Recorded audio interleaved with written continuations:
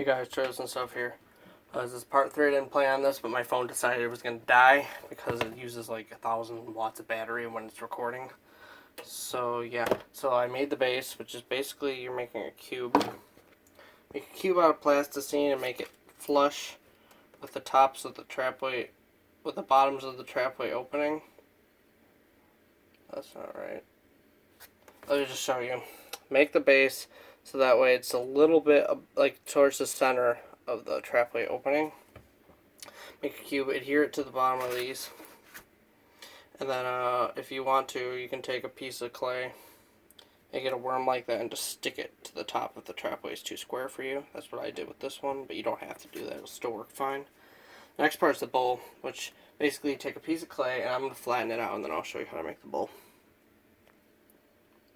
Whoops, I lied. Actually, I have to cover up this big gaping hole in the trap first. Just do a piece of clay, make it about the same width as the trap, and then smear it on.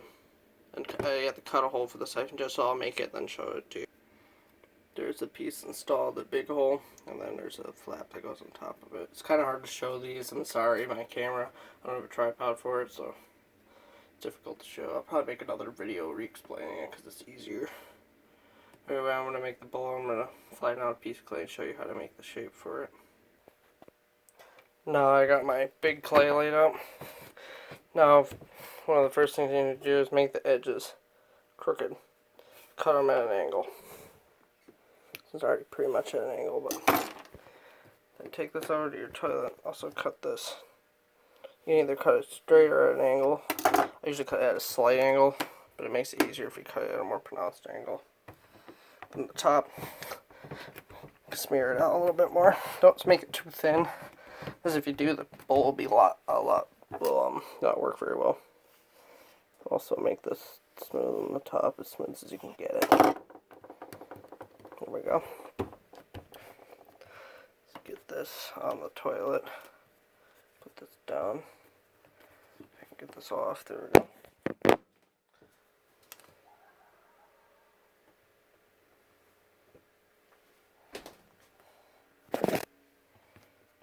This is too wide, so it's also too. You have to cut it here.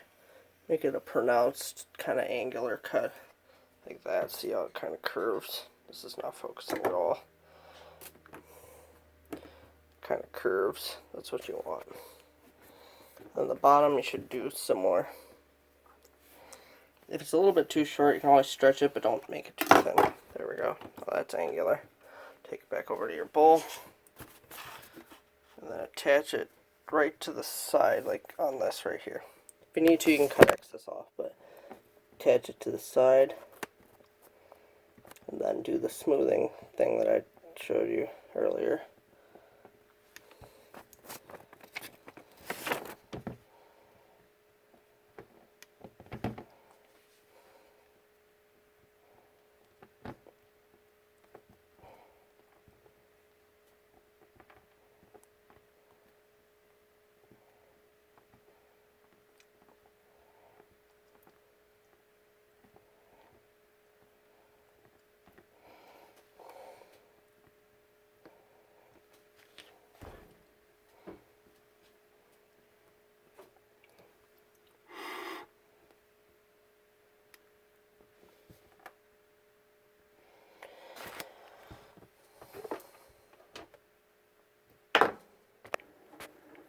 Here's the bowl. Basically, take it and attach it to the sides and the base by smearing it. I know this video is not very good, but I'm trying. I don't have the proper equipment to show how to do this, so I can't really prop my phone up anywhere.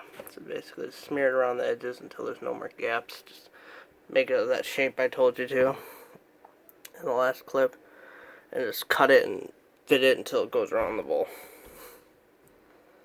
Anyway, this is normally where I test to see if the bowls actually function, but I'm not going to do that because if you test them, the cold water makes it extremely hard to make the rest of the toilet. So next I'll show you how to do the room.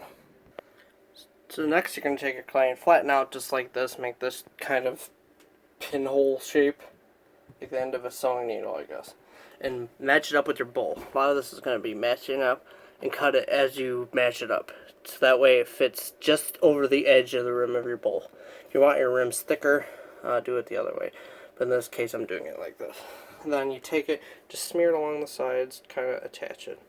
I'm going to finish doing that and show you the end result, and then I'll show you how to punch holes in it.